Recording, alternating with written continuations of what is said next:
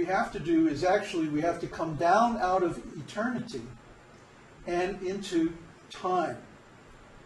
And then we can see a particular object in the present, even though in the past it was something else, metal in the ground or something like that. And in the future it's going to be something else. When this is broken and it's destroyed and it goes back into the earth again, eventually, who knows what's going to happen to it? It's going to change form. But nothing ceases to exist, it only changes form in time. At one time this is metal in the ground. At another time it's in the factory. At another time it's in the store. Now I'm using it and I'm wearing it and like that. And then sometime it's going to break and I'll throw them away. And then it'll be in the landfill and then it'll go into the earth and so on and so on. So it doesn't ever completely disappear. It simply changes form, changes state, it changes its condition. Matter, the principle of material existence, is eternal. It's never destroyed, but it changes its form and its condition over time. However, spiritual existence is eternal. This consciousness with which we perceive everything is always there. Even though right now it's attached to the material senses.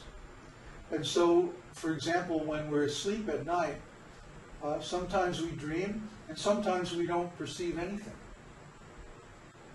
That's because the senses are not attached to any objects at that time.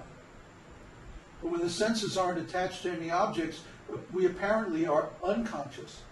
But actually, we're still conscious. We're just conscious of nothing. This is given in Vedanta Sutra. And because we are not conscious of any particular objects, even a dream object, we cannot constate the existence of time. Constention means that we become aware of something by its contrast with something else. Okay?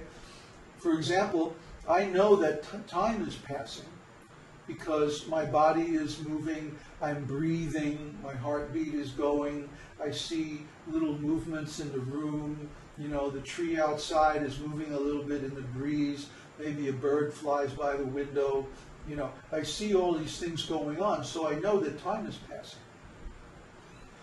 The cat's meowing, all these little things happening tell me that, oh, this is one moment and this is the next moment. Oh, and then now there's some other thing is happening and then something else. Okay? But if I was just in a room, a dark room, all sealed up, alone, it would be very difficult for me to gauge the passing of time. So at night when we're in the dreamless sleep, sushupta, that stage of consciousness, the consciousness is not, or rather the consciousness is connected with the senses, but the senses aren't connected to any objects. So we're aware, but we're aware of nothing. Therefore, we cannot say how much time is passing. And the proof of this is that when we wake up, we remember, I slept without dreams. We remember the experience. Therefore, we were conscious of it. Or how could we remember it? Similarly, when we have dreams, the Vedanta Sutra says, the objects and the bodies that we experience things in dreams are manufactured by the Supersoul. He creates these bodies and these different experiences so that we can live out the results of very, very insignificant karmas. Things that we don't need to experience in ordinary life to dissipate those karmas. We just have a dream about it. So like that, we're always conscious. We're eternally conscious. We can't remember, for example, our previous lifetimes, normally, because our minds are limited to the experiences in this body. The mind is a collection of impressions. And the impressions, the quality of the impressions determines the quality of our consciousness. The sum total of the impressions collected in the mind determine our destiny at the time of death and where we go in the next life. But those impressions themselves are left behind when we leave the body. So we don't remember what we were or what we did in our past lives. But we are experiencing the result of those activities in this life. So it's possible to guess. And by astrology, there's certain ways that you can tell who somebody was, or what condition they were in the previous life. But it's not really so important. What's important is the condition we're in this life and how to improve our condition till we get to the topmost level of self-realization. So, when the material world disappears, all the impressions of the material world also disappear. And our consciousness is automatically freed from material engagement. But if we still have material desire, then we go into deep sleep, sushupti, and we have no way to tell how much time is passing. It could be an hour, it could be a year, it could be a whole lifetime of Brahma, we don't know. Just when the next material creation is made, then we wake up and it's just like nothing happened. Oh. So similarly, when we are in deep sleep, or when between the material creations, or from one day of Brahma to the next, when there's a pralaya of the material world, material manifestation, we aren't aware of time passing. The time definitely passes, but we have no way to measure it. So similarly, at the end of the material creation, there's no time anymore. Kṛṣṇa withdraws his time potency from the material energy, and the material energy goes into a state of suspended animation. The material energy exists eternally because it's Kṛṣṇa's potency, and all his potencies are eternal, including the external potency. But because the external potency is not animated by the influence of the time energy, therefore it just remains static. And we see this all the time.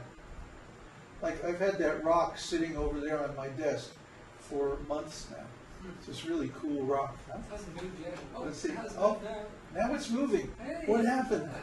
Oh, well, Florian grabbed it and he gave it to me. Otherwise, it would still be sitting on my desk right where it's been for the last... Isn't that a cool rock? I think it's a meteorite or something. Anyway, it could be a bolide. You know what a bolide is? They come out of volcanoes. The volcanoes spit them out.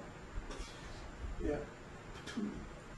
So anyway, that rock would just sit there for the next million years unless somebody moves it. So at the end of the creation, Kṛṣṇa withdraws his time energy.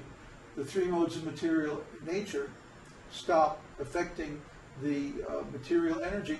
The material energy just stops, becomes inert, doesn't do anything.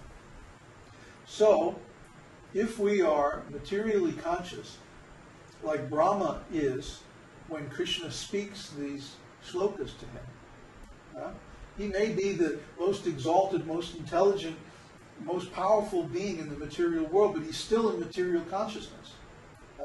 Even though he attains self-realization, he still has this dual consciousness.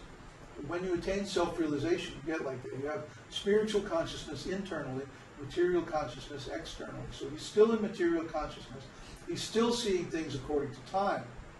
So Kṛṣṇa is telling him that at the end of time, when this material creation is all wound up, then what you see will be me.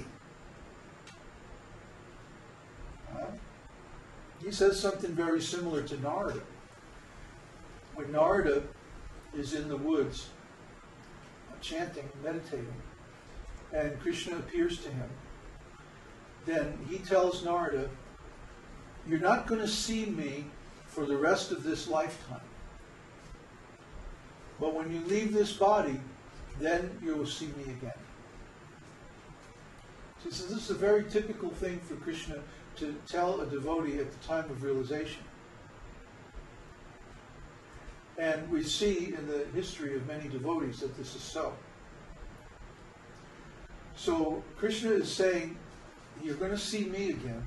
But if you see Kṛṣṇa, you also see Kṛṣṇa's abode, Kṛṣṇa's devotees, and your own spiritual body. Right now, Lord Brahmā, he's telling him, right now you need to be engaged in my service by creating the material planetary systems and all the different species and families and lineages and stuff like that. But then at the end of this thing, when this is all wound up, you'll see me again.